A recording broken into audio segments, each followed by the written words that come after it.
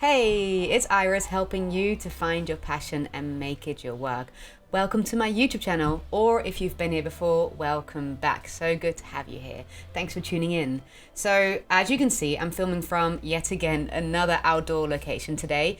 And the reason why I'm filming from different locations is because I recently moved house and I'm still trying to figure out where the best location is to film. I don't think I've nailed it yet, but this is not an excuse to not film these videos week in, week out, because nothing ever should be an excuse when you are pursuing your passion, when you're doing something that you love, something that you care about. So that's something that I want to start with. The second thing is about today's video. I'm going to be talking about something that I have struggled with myself when I made my career change, and I've noticed that a lot of people that I've worked with also struggle with, and that is how to find meaning and motivation and satisfaction in your job if you know that you want to be leaving, you know you're not doing the right thing, you know you are fed up probably with the job that you're currently in, you probably want to work for yourself at some point, but you also know that's, you know, not an overnight thing. It's not going to happen overnight. You know that's going to take time to make that all happen. And at the same time, you don't have the luxury to just hand in your notice and leave your job straight away, because let's face it, you need to pay the bills, you need to pay for all sorts of things, so you don't have that luxury. So how do you then, if you know you are so done with your job, how do you keep that motivation and how do you keep on enjoying it? That's what I'm going to be talking about today. I'm going to be sharing 3 tips, so stay tuned and let's get to it. So I'm not going to beat around the bush, I'm just going to dive straight in. So the first tip I want to share with you is to focus on the elements of your job that you do enjoy. Focus on the elements of your job that you do care about or that you do take pleasure from. Now that might not be something actually that's related to your job. So it could be anything that you can do within your organization or anything that you can do within your team that you take pleasure from. Let me give you an example to try to explain what I'm saying here. So in my last corporate job, before I handed in my notice, I actually wasn't enjoying that much of the job itself. I didn't. I didn't like it. But one of the things I did like was making sure that there was a positive and fun working environment for our team. So it had nothing to do with my job, the job I was doing, but what I was doing is making sure that the team was doing fun things together, or when I noticed that the team was stressed out, I would one way or another try to lighten the spirit a little bit and make people laugh so they would feel a little bit better about at least the day and a little bit less stressed out about what they were doing. I would also just, make people laugh and make it a nice working environment for all of us. So it had nothing to do with the job, as I said, but I did take a lot of pleasure and satisfaction out of doing that. Okay, the second tip I want to share with you is to start prioritizing looking after yourself. This is so important. And what I mean with looking after yourself is doing more things that give you energy. Do more things that make you feel good. And in fact, when I've asked people what was the biggest game changer for them, what made the biggest difference in feeling better about their career when they were stuck, they weren't sure what they wanted to do, they knew they wanted to do something else, or maybe actually they did know what they wanted to do, but they were in that phase of feeling stuck. And when they started working with me, they started feeling better after about 2 to 3 months. I asked them, what was the biggest game changer?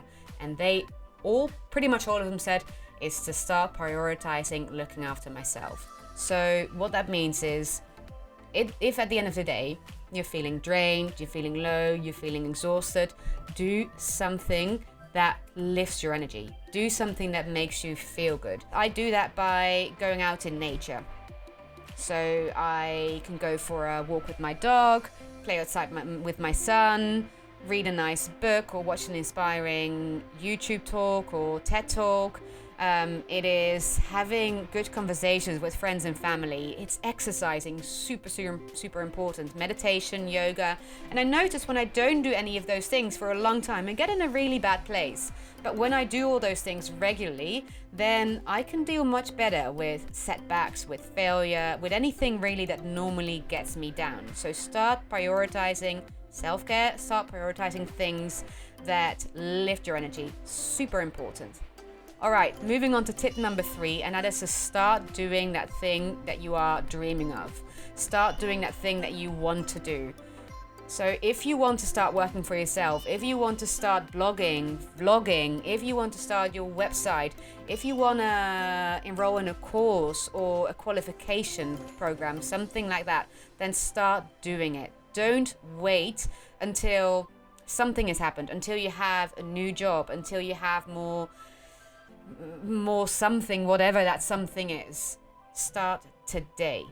And this is something that I've noticed when I've worked with people as well, is that very often when they start pursuing something that they're interested in, something that they care about, be it as a side business or side project, a passion project, even just as a hobby or as a volunteering, doesn't necessarily need to bring them anything professionally, but when they start pursuing that interest, and I'm not saying passion because very often this is something that they're interested in and just want to explore further. And when they start doing that, that takes away the pressure on making their job the be-all and end-all, because they already find meaning and satisfaction and pleasure in that thing that they're pursuing outside of their career. That's a really cool thing, right? That how they feel about their job is so much affected by what they're doing outside of their job. So that's why I'm saying, please don't wait with pursuing something that you're interested in. Doesn't matter in what capacity, but don't wait with doing that until whenever. Start doing that today. And that brings me neatly onto the 4th and final tip of today's video, and that is to change the way you think about your job. Now, I know I said in the last video something about change the way you think as well. You know what? Change the way you think. Changing your mindset, shifting your mindset is so important. So I'll probably be doing more videos on that soon, because I think that's game-changing, life-changing. It's one of the most important things to feel better, to achieve your goals, to be able to not necessarily push away unconstructive or destructive or unhelpful thoughts of ideas, but to be able to be aware of them and then say, is that how I want to view things? Is that how I want to behave? Is that how I want to do things? And then to say, no, actually it's not. And I have the creativity and the courage, because it takes courage to then say, okay, I'm going to adopt another idea. I'm going to adopt another thought about this. I'm going to change the way I think about it. So how I want you to change the way I think about your job is to not see your job as the be-all and end-all if you don't like it, and not to see your job as the thing where you need to find pleasure, meaning and satisfaction, but to see it simply as an enabler, as something that allows you to pursue that interest, as something that allows you to sign up for that cause, you know, to give you the financial means to sign up for that cause, or to pay your bills, to keep your sanity. And a lot of creators actually look at their job this way. Now I'm talking about writers, musicians, those kind of people. And they see their creative pursuit as their calling, the thing they're meant to do. And their job is just their job, just to pay the bills. Very often that's how they start off. Maybe luck a few not and don't start off that way, but most of them start off this way.